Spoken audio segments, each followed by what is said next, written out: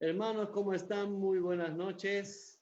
Un gusto de verlos y saludarlos después de mucho tiempo, utilizando ahora estos medios, las redes sociales para poder estar en comunión con los hermanos, estar reunidos, si bien estamos distanciados por las restricciones que hay, podemos estar unidos en Cristo, como una iglesia, como la iglesia del Señor, viva, moviéndose, activa en las labores que Él nos ha dejado. Hoy nos vamos a reunir, vamos a considerar un libro precioso de la Biblia. Hemos estado trabajando con algunos hermanos para poder llegar por este medio a la mayor cantidad de gente posible.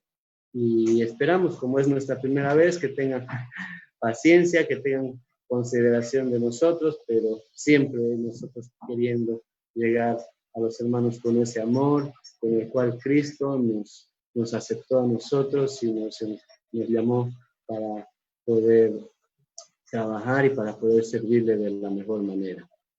Vamos a dar la bienvenida a algunos hermanos que están conectados también mediante la aplicación Zoom, el hermano Marco, la hermana Isabel con su esposo, Franco, Paola, Vanessa, el hermano Johnny, también el hermano Moisés, Kevin y mi esposa, la hermana Roxana. Muchísimas gracias. Y los que están siguiéndonos en Facebook, que el Señor los bendiga, que el Señor esté siempre acompañándoles en este tiempo de cuarentena, que nosotros podamos gozarnos en las promesas que Él nos ha dejado en su palabra, que Él nos ha dado al hacernos hijos de Él. Vamos a ver el tiempo en el cual vamos a considerar el libro de los Efesios, como les había dicho, la carta de Pablo a los Efesios. Antes bien, vamos a dedicarle este tiempo al Señor, vamos a inclinar nuestros rostros ahí donde están ustedes sentados y vamos a encomendar este tiempo al Padre. Amado Señor, Dios eterno, gracias. Gracias, Señor, porque tenemos estas herramientas, las cuales ahora vamos a empezar a usarlas, Señor. Pedimos ante todo tu dirección, pedimos ante todo, Señor, tu guía en el estudio que vamos a realizar hoy día. Vamos a empezar con un libro precioso que tiene una enseñanza maravillosa para nosotros, Señor, y unas aplicaciones extraordinarias para que podamos gozar en nuestra vida en Cristo. Padre Santo, quiero pedirte que bendigas a cada uno de los hermanos que nos están viendo a través de Facebook, a través de las redes sociales, Señor. Que tú los cuides y los proveas. Padre Santo, que abras la mente de cada uno, los corazones, para que tu palabra pueda llegar, Señor, con un ánimo de esperanza, con un ánimo, Señor, de tranquilidad en estas circunstancias en las cuales estamos atravesando, Señor, en esta pandemia. Empecemos, Padre, rogamos tu dirección en el nombre de tu Hijo, nuestro Señor Jesucristo. Amén. Hermanos, les voy a pedir que abramos nuestras Biblias en el precioso libro, la carta de Pablo a los hermanos de Efesios, con un contexto hermoso, con un mensaje divino para nosotros, el cual son las riquezas que tenemos en Cristo.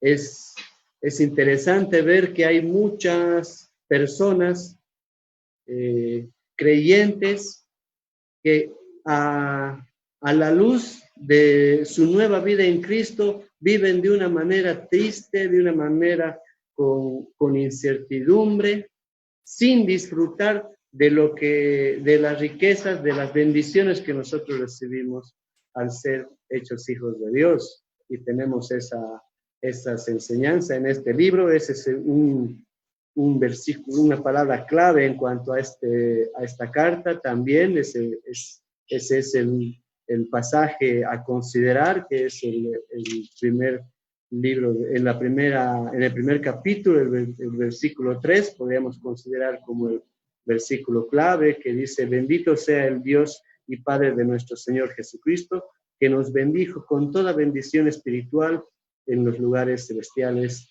en Cristo. nuestro pasaje lo vamos a considerar como nuestro pasaje central, pero el contexto del libro habla de eso, de las riquezas en Cristo, de nuestra posición espiritual en Cristo, primero en el Padre, en el Hijo, en el Espíritu Santo, desde el capítulo 1, versículo 1 hasta el 14, vamos a considerar esa parte, una oración extraordinaria de Pablo por los hermanos pidiendo iluminación. Y continuando ya en el capítulo 2, nuestra posición espiritual en Cristo, hasta el capítulo 3, y después avanzamos más hacia adelante y también vamos a ver nuestras responsabilidades como iglesia en Cristo, el andar en unidad, el andar en pureza, el andar con los gentiles, con las personas que no son de Cristo, que no han confiado en Cristo, cómo vamos a aprender a andar en amor, como hijos de luz, andar con cuidado, con precaución y también en armonía. Y después, por último, terminar con un mensaje precioso, ¿no? Como un mensaje para las esposas, para los esposos, para los padres, los hijos, para los amos, para los siervos y una victoria en el Señor. Eso es un contexto global de lo que significa todo el libro. Es un bosquejo que nos va a ayudar a comprender todo el pasaje. Es muy útil y recomendable, como es una carta y no es muy extensa, que podamos tomar un tiempo en esta cuarentena. Todos disfrutamos de más tiempo para poder leer la palabra del Señor, leerla, leer toda la carta completa, de principio a fin, de corrido, empezar y terminar de leerla en una sola tongada. Podemos tratar un día una versión, después intentamos con otra versión para comprender, ¿no? los pasajes, para algunas palabras que no comprendemos y todo eso. Bueno, tenemos bastante tiempo. Ahora vamos a empezar a considerar el capítulo 1 y entrar en un contexto de todo lo que se refiere a esta carta. Vamos a hacer referencia ahora en la primera parte a un bosquejo general de lo que es el capítulo 1, que se refiere a las consideraciones generales que nos ayudan a ver esta preciosa carta en el primer capítulo de la carta a los Efesios. Y vemos de entrada que la iglesia es el cuerpo de Cristo. Esta es una realidad. Ahora es una realidad en esa época, en la época que fue escrita la carta, y es una iglesia viva que va desarrollándose, que va creciendo, que va alimentándose por medio de la palabra, por medio de los hermanos que la exponen. En los primeros versículos encontramos una preciosa introducción bastante corta, pero con muchísimo significado. Tanto así que nos va a tomar el día de hoy, vamos a considerar simplemente 2 versículos y vamos a ver cómo vamos a desglosarlo de una forma en la cual vamos a ser muy, muy edificados. Después vamos a pasar a ver los versículos del 3 al 6, luego tendremos en el pasaje en el versículo de 7 al 12, en este primer capítulo de Efesios, vamos a ver cómo Dios pagó el precio por esta llamada iglesia, porque tenemos redención por medio de la sangre que derramó Él en la cruz. Más adelante, en el versículo 13 y 14, que Dios, el Espíritu Santo, protege a esta iglesia. Pablo dijo que nosotros fuimos sellados por medio del Espíritu de la promesa.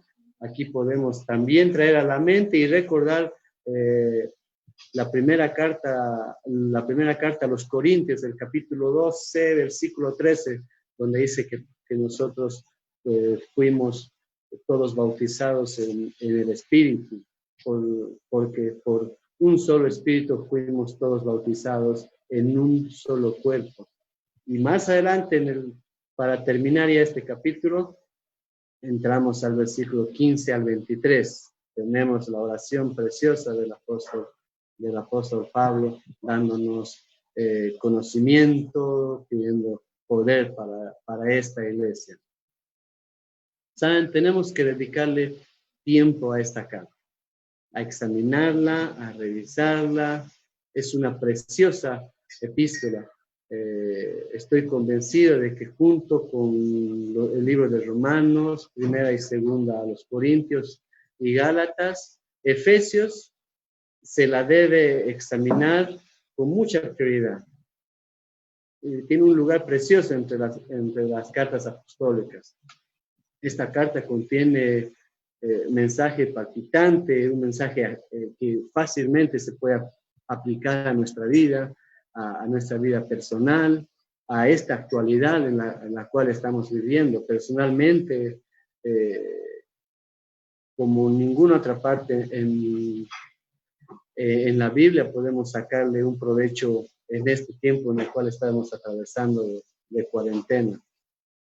Por ejemplo, vamos a recordar un poco acerca de cómo fue que Josué, en el libro de Josué, cómo Dios le da una ordenanza a él. En el capítulo 1, versículo 2 de Josué le dice, levántate y pasa el Jordán. Esto es un mensaje que le da, una orden que le da directamente a Josué. Sin embargo, nosotros ahí encontramos aplicaciones, pero en cambio en esta epístola, en esta carta, equivale el libro de Efesios como el Josué del Nuevo Testamento, sintiendo que el mensaje que tiene esta carta va directo hacia mí, es un mensaje personal que podemos aplicarlo en nuestras vidas directamente y así hacerlo que llegue más a nosotros para poder sacarle mayor provecho. Esta noche vamos a considerar del primer capítulo de la carta de los Efesios, vamos a considerar el capítulo 1, el versículo 1 y 2. Como les decía, esta introducción es bastante breve, una de las más cortas de Pablo. Lo vamos a leer completo y luego vamos a ir sacándole provecho a la lectura. Dice, Pablo, apóstol de Jesucristo, por la voluntad de Dios, a los santos y fieles en Cristo Jesús que están en Éfeso. Gracia y paz a vosotros de Dios, nuestro Padre, y del Señor Jesucristo. Como toda carta empieza identificándose Pablo por su nombre.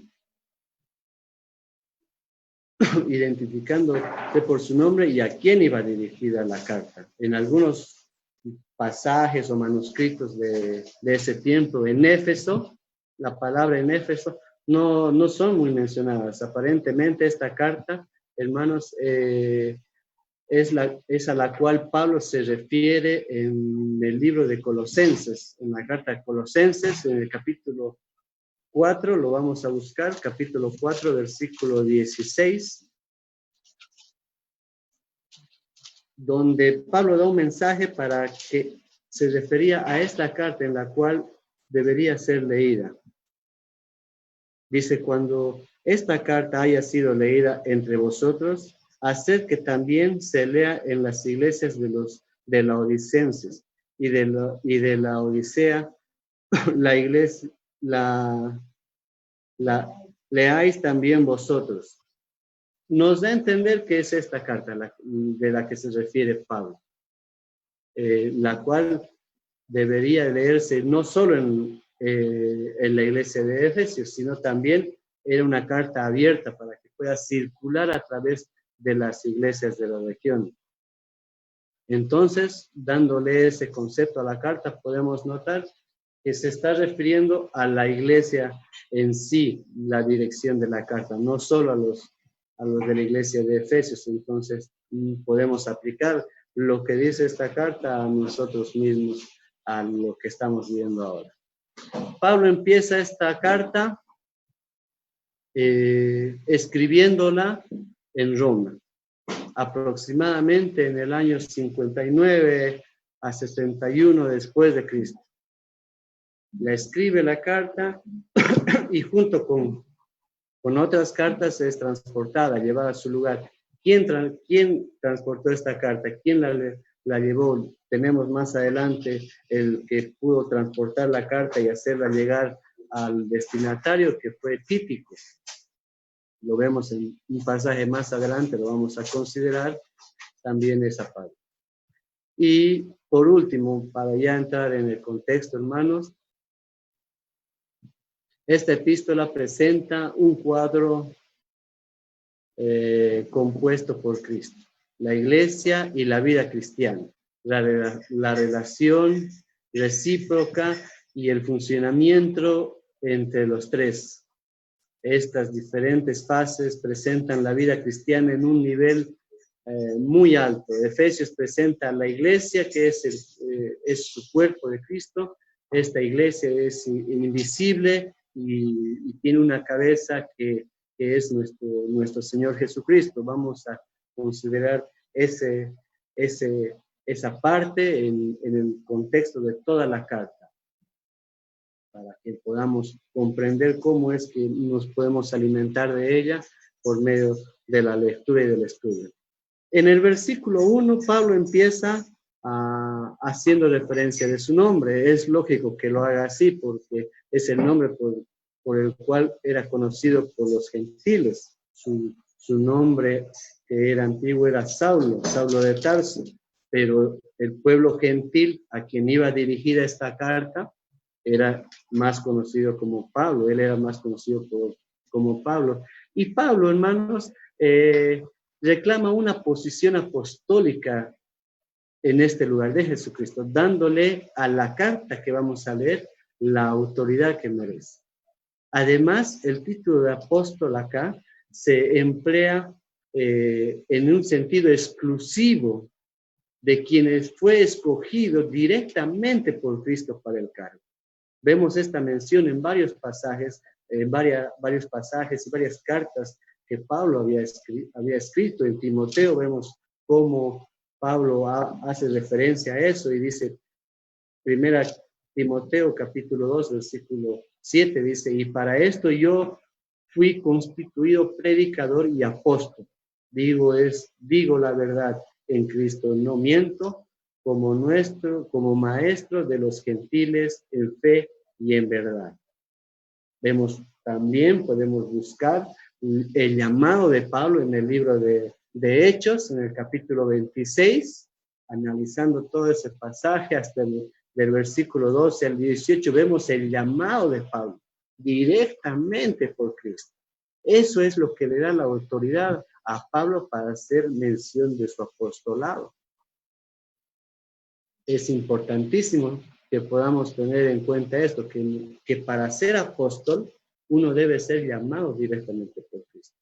Pablo reconoce su llamado al apostolado y la dirección de ese ministerio de principio a fin por Cristo. La confirmación de su apostolado y el llamado que era descansaba en lo que Cristo había hecho. Cristo había separado a Pablo para esa labor.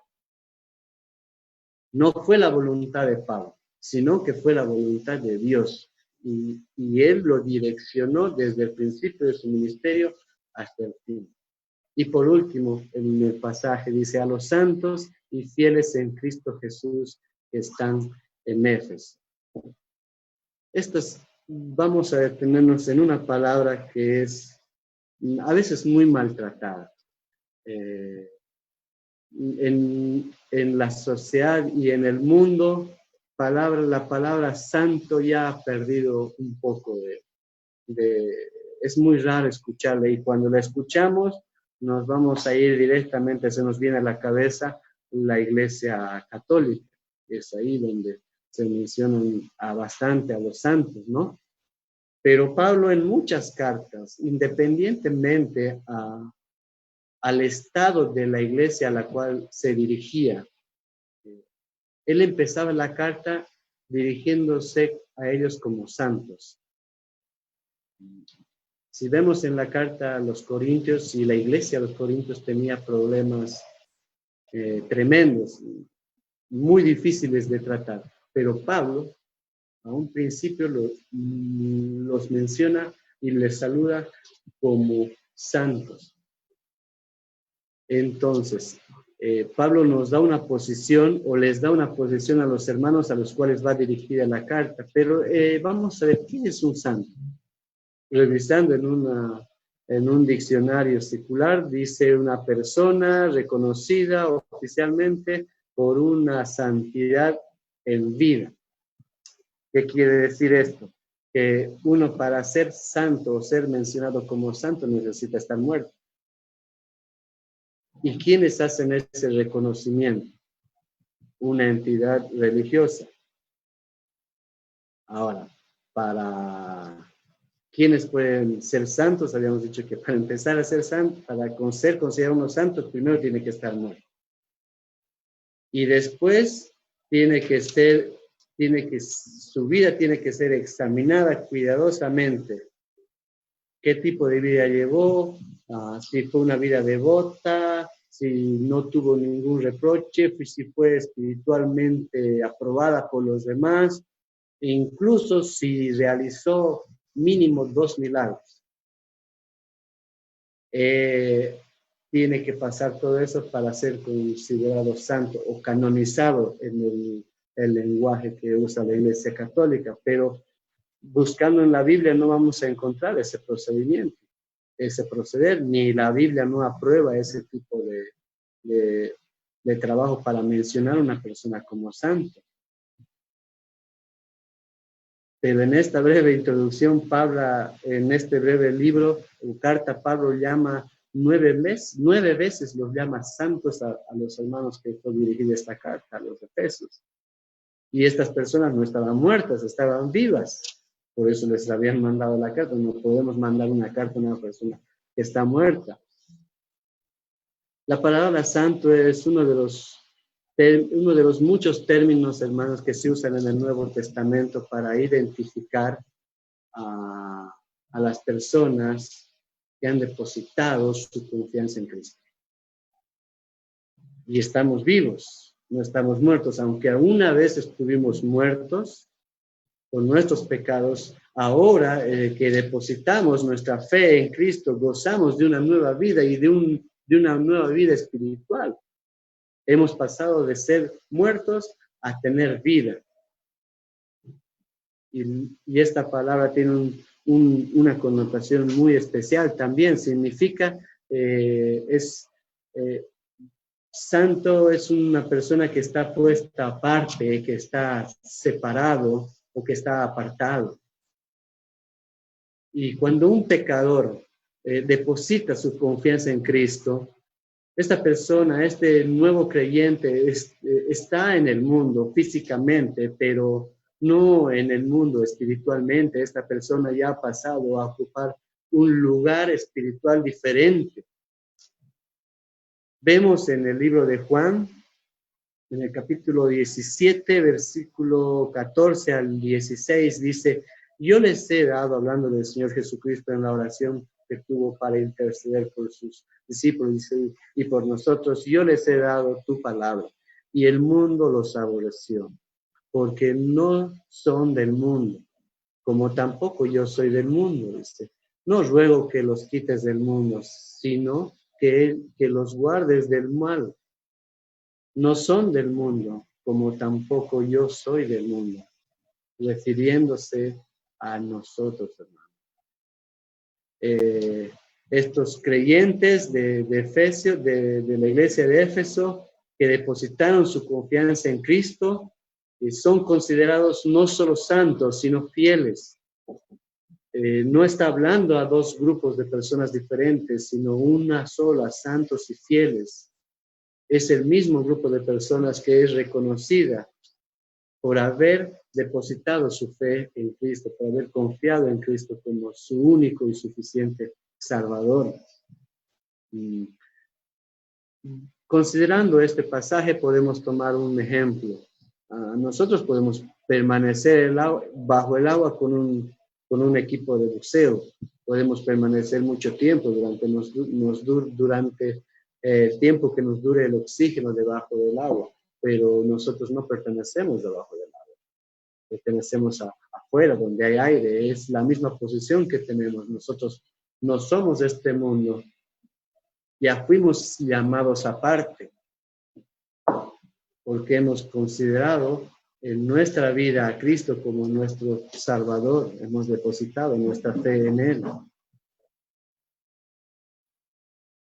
Y menciona al final, ¿no? Como a los fieles en Cristo Jesús que están en Éfeso, la dirección donde iba la carta de los hermanos.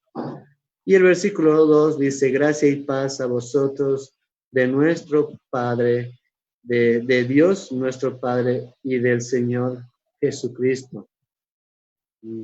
Hermanos, acá tenemos un mensaje precioso. En este pasaje, en el versículo 2, vamos a considerar algo hermoso que va a llenarnos de esperanza en este tiempo en el cual atravesamos. Y puede ser de mucha bendición para la gente que nos esté escuchando, que no ha confiado en Cristo. Tenemos acá la expresión gracia. Era la forma en la cual se saludaba la gente que no era judía en ese tiempo en el cual fue escrito esta carta, Pablo, en el que Pablo les escribió la carta. Y Pablo añade a esta palabra gracia, añade y la junta con la palabra paz. Y la palabra paz era un saludo del mundo religioso, de esa palabra que usted escucha allá en Jerusalén, que significa shalom, que muchas veces cuando estamos reunidos en la iglesia nos saludamos con esa palabra, shalom, hablando de la paz. Pero Pablo toma estas dos palabras y las constituye en un saludo precioso,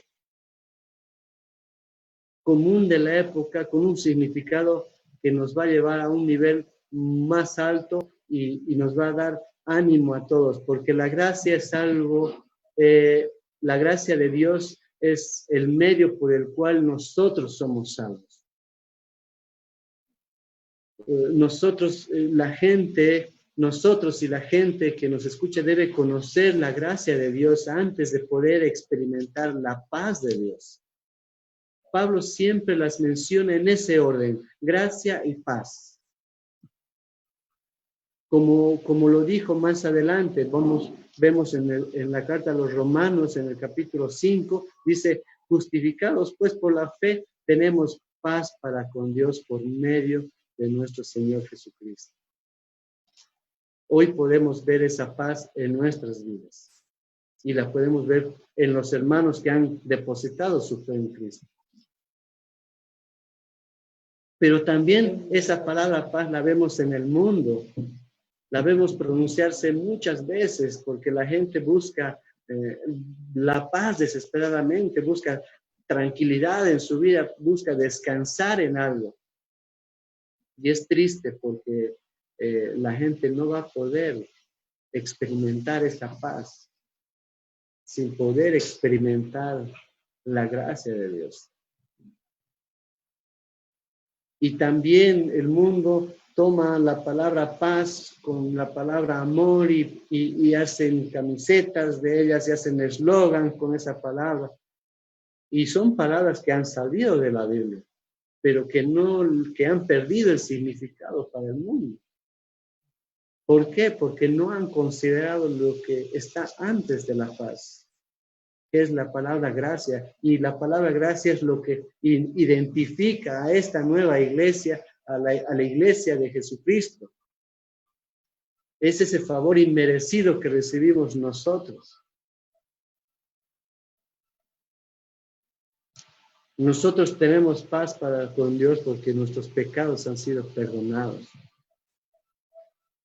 Nuestros pecados, hermanos, nunca pueden ser perdonados si es que no experimentamos la gracia de Dios en nuestras vidas.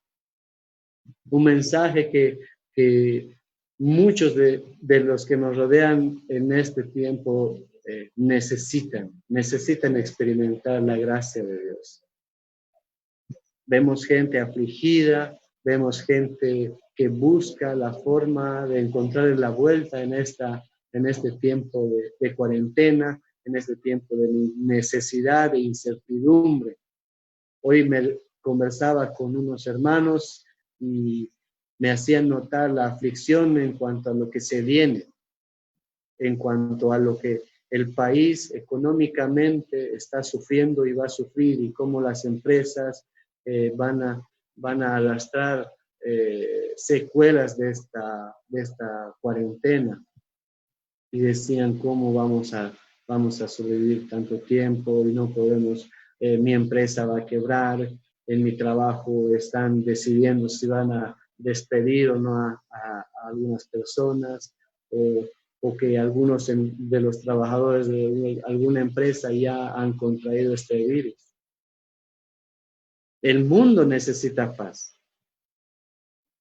Y los que nos escuchan, si no han confiado en Cristo, es el tiempo ahora de hacerlo, es poder conseguir esa paz y descansar en las esperanzas que más adelante, en el versículo 3 de esta carta, vamos a ir estudiándolas y vamos a ver que nosotros tenemos bendiciones especiales, que tenemos la esperanza en el sustento de quien es dueño de todo el mundo, de todo lo creado.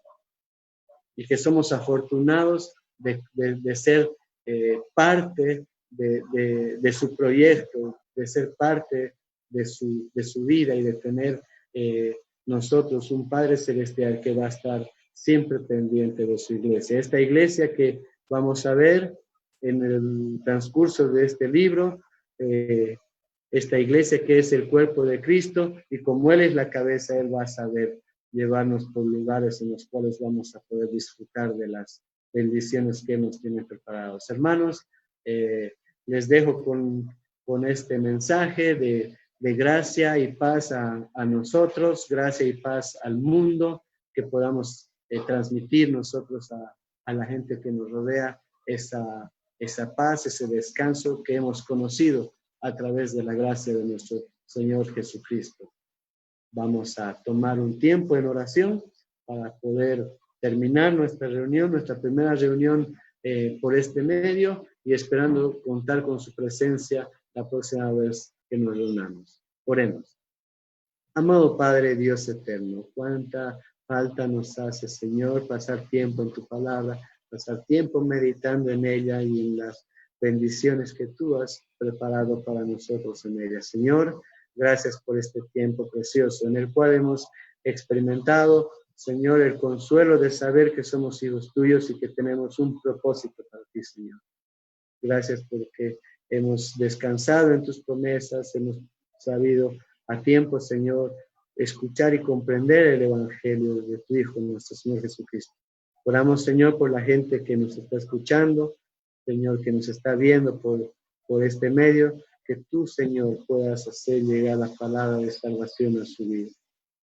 Esa paz que necesitas, Señor, que pueda ser otorgada. Padre Santo, bendícelos, cuídalos, Señor, en este tiempo. Gracias por tu bendición, en el nombre de tu Hijo, nuestro Señor Jesucristo. Amén.